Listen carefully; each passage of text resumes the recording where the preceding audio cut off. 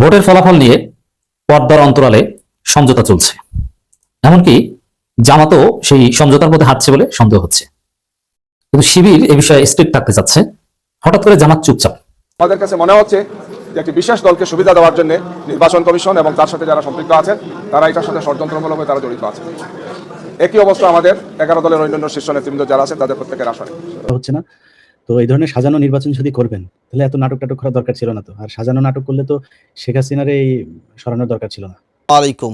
Doctor ইউনূসের এই নির্বাচন সুষ্ঠু হয়নি, 100% যে সুষ্ঠু হওয়ার কথা সেইটা হয়নি। প্রিয় দর্শক, গত ভিডিওতে বলছিলাম যে মিডিয়া একটা খেলা খেলছে, সেইটা নিয়ে একটা চরম বক্তব্য দিয়েছে সাংবাদিক ইলিয়াস। তিনি কিন্তু আমেরিকাতে থাকলে বাংলাদেশের খবর ঠিকঠাকই রাখেন। যদি এই লোকটা আওয়ামী লীগের একদম চরম বিরোধিতা করেছেন, ঠিক তেমনইভাবে আবার বিএনপির বিরোধিতা করছেন। এবং তিনি যে খবরগুলো দিয়েছেন, কিভাবে চুরি হয়েছে, কিভাবে মিডিয়াগুলো এই কাজ করেছে বিএনপির পক্ষে, সেটাই তিনি দেখিয়েছেন, যেটা দেখলে আপনাদের চোখ কপালে উঠতে বাধ্য হবে। চলেন দেখে আসি তিনি কি বলছেন এই বিষয় নিয়ে। কালকে বাংলাদেশের ত্রয়োদশ জাতীয় সংসদ নির্বাচন এবং গণভোট অনুষ্ঠিত হয়েছে। সেই গণভোটের ফলাফল বিকেল 5টা থেকে গণনা আরম্ভ করা হয়েছে। আমরা দেখেছি যে আপনাদের মাধ্যমেই, মিডিয়ার মাধ্যমেই দেশবাসী জেনেছেন। এখন রাত প্রায় 4টা বাজছে, বাজার পথে আছে। আমরা খুব আশ্চর্য লক্ষ্য করছি যে এই গণনা কার্যক্রমের সাথে নির্বাচন কমিশনের যারা জড়িত আছেন, রিটার্নিং অফিসার, সহকারী রিটার্নিং অফিসার এবং ইসির সদস্য যারা আছেন, নির্বাচনের ফলাফল ঘোষণার ক্ষেত্রে তারা অস্বাভাবিকভাবে কিছু কিছু ক্ষেত্রে বিলম্ব করছেন।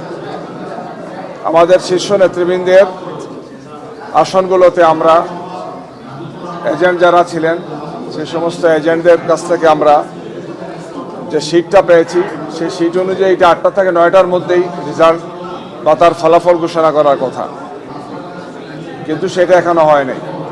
40 বছর ধরে অসংখ্য খুশির মিছিলে ছিল আইডিয়ালসে, থাকবে আগামীতেও।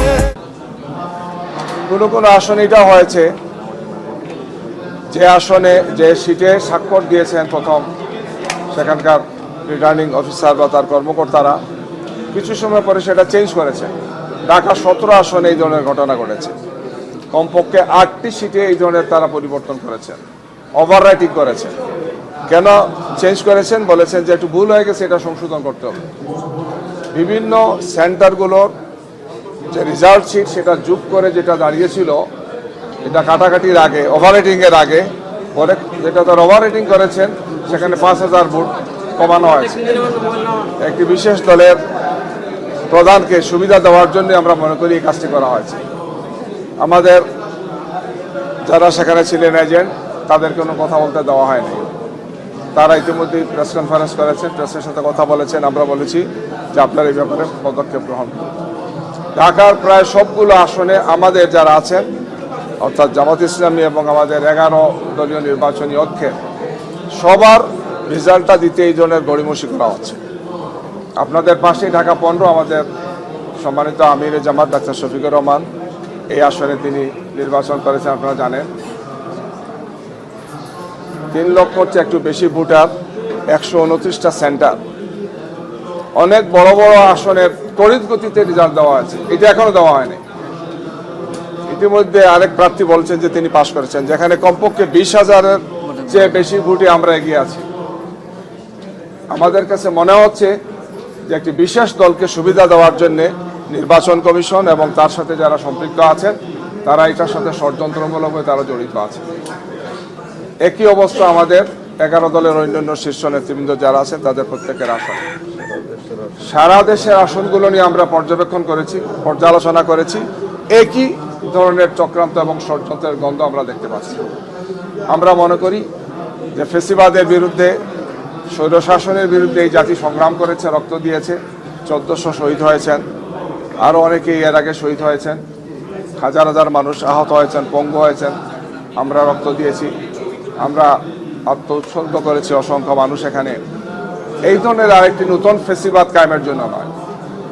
আমরা স্পষ্ট ভাষায় বলতে চাই যে এই যে প্রক্রিয়া তারা করছেন, গণনা করা, রেজাল্ট দেওয়ার ক্ষেত্রে বিভিন্ন ধরনের কলাকৌশল করা, ইচ্ছাকৃতভাবে মনে হচ্ছে যে কোনো একটা বিশেষ উদ্দেশ্য সাধনের জন্য তারা এই কাজটি করছে।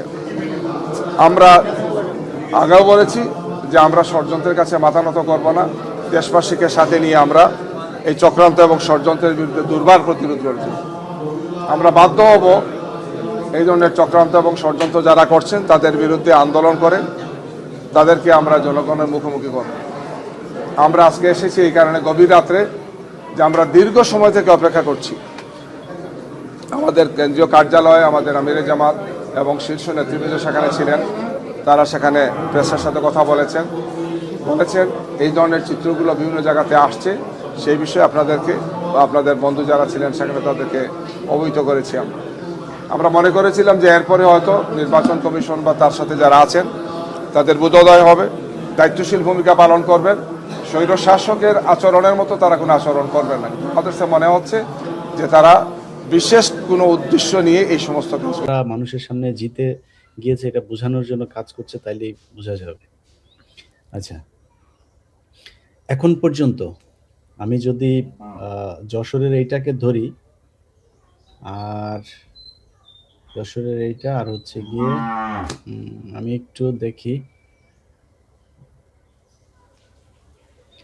আমাদের হিসেব অনুযায়ী 60টার উপরে, 60টার কাছাকাছি জামাত ইসলাম নেতৃত্বের যে 11 দলীয় জোট তারা, আর বিএনপির জোট পেয়েছে 40-এর কাছাকাছি, 40 বা 41টা এখন পর্যন্ত। আমি সব শেষ তাদের 39টা দেখেছি, হয়তো আর কাছাকাছি যদি আরো 2-4টা পায় তাহলে 40 বা 42, 41 এরকম কিছু একটা হবে। আর জামাত হচ্ছে গিয়ে এখন পর্যন্ত 39 এটা সহ 39টা, না সরি 59 আর হলো গিয়া এখন 3, তাহলে 61-62টা হয়। আচ্ছা, তো এখন আমি আপনাদেরকে আসনগুলোর নাম বলি। এই আমাদের দেশের মিডিয়া নাম খুঁজে পাচ্ছে না, তারা মানে জামাত কোন কোন আসনে পাশ করেছে সেটা তারা খুঁজে পাচ্ছে না। ঢাকায় যেগুলো সবার আগে রেজাল্ট আসার কথা, নীলফামারী, কুড়িগ্রাম, চাঁপাইনবাবগঞ্জ, কক্সবাজার, বান্দরবন থেকে সব রেজাল্ট চলে এসেছে, কিন্তু ওনারা এইখানে রেজাল্ট পাচ্ছেন না। তো আমি আমার কাছে আসা নামগুলো আপনাদের বলি। মোহাম্মদ শফিকুল ইসলাম, পটুয়াখালী 2, মোহাম্মদ নুরুল ইসলাম, চাঁপাইনবাবগঞ্জ 3, আমির হামজা, কুষ্টিয়া 3, সৈয়দ আবদুল্লাহ মোহাম্মদ তাহের, কুমিল্লা 11, তারপরে শাহজাহান চৌধুরী, চট্টগ্রাম 15, মোহাম্মদ জহিরুল ইসলাম, আবুল হাসনাত, কুমিল্লা, গোলাম রাব্বানি, রংপুর 5, মোহাম্মদ নাজিবুর রহমান, পাবনা 1, এটিএম আজহারুল ইসলাম, রংপুর 2, শেখ মঞ্জুরুল হক, রাহাত, বাগেরহাট 2। ও আচ্ছা, তার মানে বাগেরহাটের ঠিকই আছে 3টা, তাহলে বাগেরহাটের মঞ্জুরুল হক, রাহাত, তারপর হচ্ছে এটা হচ্ছে বাগেরহাট, ও আচ্ছা হ্যাঁ, মঞ্জুরুল হক, রাহাত, আর হচ্ছে গিয়া বাগেরহাটের মশিউর রহমান। বাগেরহাট 1-এ হচ্ছে মশিউর রহমান, বাগেরহাট 2 হচ্ছে মঞ্জুরুল হক, রাহাত। আচ্ছা, তারপরে হচ্ছে আবুল কালাম আজাদ, খুলনা 6, মোহাম্মদ আমিনুল ইসলাম, মৌলভীবাজার 1, সাইফুল আলম, ঢাকা 12, তারপরে রাশেদুল ইসলাম, রাশেদ, শেরপুর 1, আব্দুল গফুর, কুষ্টিয়া 2, তাজউদ্দিন খান, মেহেরপুর 1, নাজমুল হুদা, মেহেরপুর 2, মাসুদ সাইদি, পিরোজপুর 1, মোহাম্মদ মাহবুবুর রহমান, বেলাল, রংপুর 3, মোহাম্মদ রায়হান সিরাজি, রংপুর 1, আক্তার হোসেন, রংপুর 4, মোহাম্মদ ইজ্জতুল্লাহ, সাতক্ষীরা 1, মোহাম্মদ আব্দুল খালেক, সাতক্ষীরা 2, হাফিজ মোহাম্মদ রবিউল বাশা, সাতক্ষীরা 3, রফিকুল ইসলাম খান, সিরাজগঞ্জ 4, আব্দুল সাত্তার, নীলফামারী 1, আল ফারুক আব্দুল লতিফ, নীলফামারী 2, ওবায়দুল্লাহ সালাফি, নীলফামারী 3, আব্দুল্লাহ মুনতাকিম, নীলফামারী 4, মোহাম্মদ মাজিদুর রহমান, গাইবান্ধা 1, মোহাম্মদ আব্দুল করিম, গাইবান্ধা 2, আবুল কাউসার, মোহাম্মদ নজরুল ইসলাম, গাইবান্ধা 3, মোহাম্মদ আব্দুর রহিম সরকার, গাইবান্ধা 4, মোহাম্মদ আব্দুল ওয়ারেস, গাইবান্ধা 5, মোহাম্মদ মাসুদ পারভেজ, চুয়াডাঙ্গা 1, মোহাম্মদ রুহুল আমিন, চুয়াডাঙ্গা 2, মোহাম্মদ আফজাল হোসেন, কুষ্টিয়া 4। আচ্ছা, তারপরে হচ্ছে গিয়ে সাতক্ষীরাতে এটার সাথে যেটা যুক্ত হবে সেটা হচ্ছে আপনার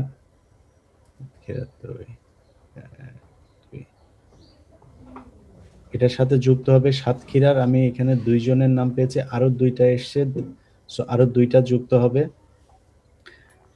বাগেরহাটের আরো একটা যুক্ত হবে, যশোরের মোহাম্মদ আজিজুর রহমান, তিনি যুক্ত হবেন। তারপরে হচ্ছে গিয়ে আচ্ছা, এভাবে টোটাল হচ্ছে গিয়ে আমি যেগুলো বললাম আপনার, এই সব মিলায় টোটাল 61 বা 62 জন এখন পর্যন্ত আমার হাতে আসা তালিকা। এটা আমি যখন 59 জনের নাম পেয়েছি তখন ছিল বিএনপির 39 জন। না, বিএনপির 39 জন, না বিএনপির তখন ছিল 43 জন। আচ্ছা, বিএনপির 43, এদিকে আমি ধরলাম ধরেন 100 জন, 100টা বা 110টা আসন এখন পর্যন্ত প্রকাশ পেয়েছে। আচ্ছা, 100টা আসন আপনি যখন প্রকাশ করবেন, তাহলে এই 100টা আসন প্রকাশ করতে গেলে জামাত যেখানে এই বিএনপির চাইতে বেশি আসনে এগিয়ে আছে, আপনি কি জামাতের নামটা আগে বলবেন নাকি বিএনপির নামটা আগে বলবেন? জি ভাই, হ্যালো, জি। আশা করছি সাংবাদিক ইলিয়াসের আজকের এই প্রতিবেদনটি এবং ভিডিওটি সর্বশেষে আপনারা দেখেছেন, এবং এই ভিডিওটি সম্পর্কে কোনো মতামত থাকলে লিখবেন আমাদের কমেন্ট বক্সে। আর এখন এক এক জায়গায় মন্তব্য এক এক রকম দেখা যাচ্ছে, মানে সরাসরি ইউটিউবে ঢুকলে পরে আপনি দেখবেন, আবার ফেসবুকে ঢুকলে পরে একরকম দেখবেন। তবে দিন শেষে কি বিএনপি ক্ষমতা যাচ্ছে?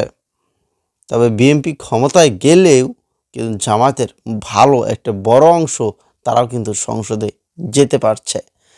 তো যাই হোক, এখন মিডিয়া তারা কত টাকা খেয়েছে না খেয়েছে, কি হয়েছে না হয়েছে, এইগুলো আসবে, বুঝছেন? মানে যত কিছু হোক না কেন সব কিছু আসবে, ধীরে ধীরে এইগুলো আসবে। তবে যখন আসবে তখন ঠিকই ধরা পড়বে। তো ভালো থাকবেন, এবং আগামীকালকের জন্য আমরা অপেক্ষা করব।